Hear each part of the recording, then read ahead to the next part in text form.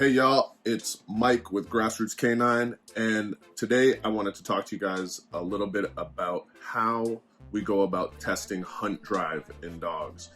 I know there's been quite some interest in the testing videos that we've been putting out about our trip that we took to the States.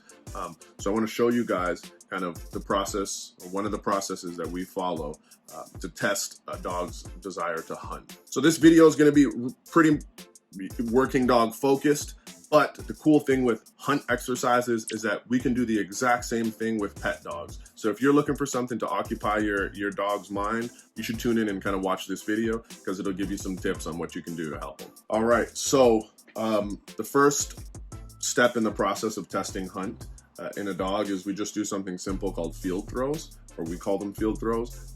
The throws can be done by the handler, the person that's handling the dog, or it can be done by a secondary person.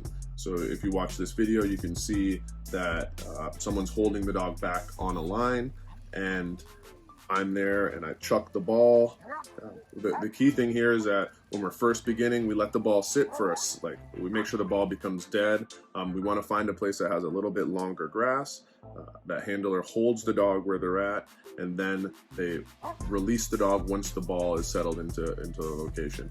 It just so happens that it's pouring rain while we're doing this. Wasn't the ideal situation, but we also get a chance to see the dog work through kind of those that level of kind of environmental issues that may come up while they're hunting.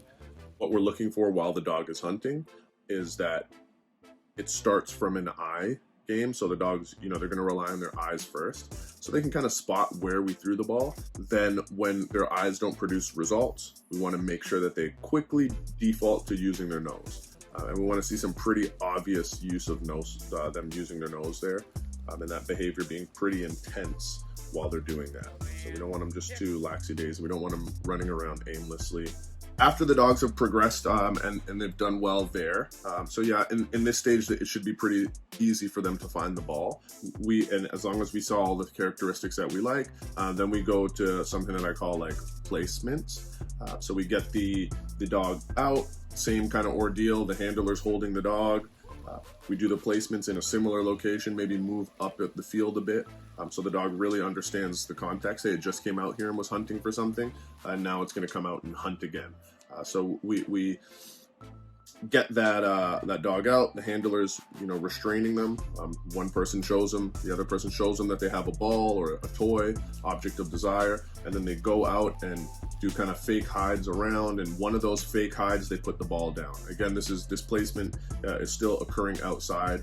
It's like a transitionary phase between field throws to make sure that now the dog's not just solely relying on the activation of that prey and restrained fetch to build them up, but the dog has more time to have to sit and think and process what's happening. While we're doing this, what we want to look for is that dog's intensity again. We want them to more quickly than the field throws, kind of default to using their nose, and we want them to see that they kind of go and check the areas where they just saw that person go out and do the hides. The other thing that we want to pay attention to, and I think sometimes it gets overlooked, is that I really like to see a dog work independently. And if they're staying within, let's say, a 30-foot radius, and that 30-foot radius isn't producing the results for them, I want to see them naturally default to ranging out on their own. I don't want them to be assisted by the handler or anyone else that's there. I want the dogs to range out. If that small area is not producing for them, they need to go out on their own and kind of set a bigger target area for themselves. While we're doing these hunts, of course, we need to be aware of, the direction of the wind and those things. If the dog's downwind, it's easier for them to pick up odor as if they're upwind, right? Sometimes they have to work their way back behind the odor to get to it. And then the final stage of this kind of hunt test that we do is we like to take the dogs inside to a building and, maybe do a couple of throws into a dark room or something of that nature.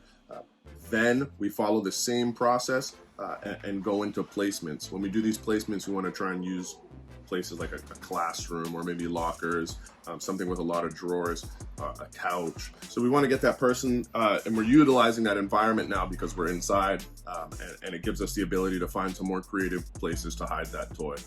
We want to see the dogs easily transition into that same hunting behavior inside of a building now, and following their nose, and not relying solely on their eyesight. And I look for the same characteristics. I want them intense, I want them using their nose, I want them independent, and I want them to display the ability of ranging out. So that's what we do for hunt tests. Nothing super complicated or intricate. What we're really concerned with is that dog hunting, and will that dog continue to hunt no matter what's coming up? So we're not really focused on them finding that object, but more focused on the intensity and duration, the length of the time that this dog's willing to continue hunting. All right, guys, I hope you found that helpful. Thank you for tuning in. Like always, like and subscribe.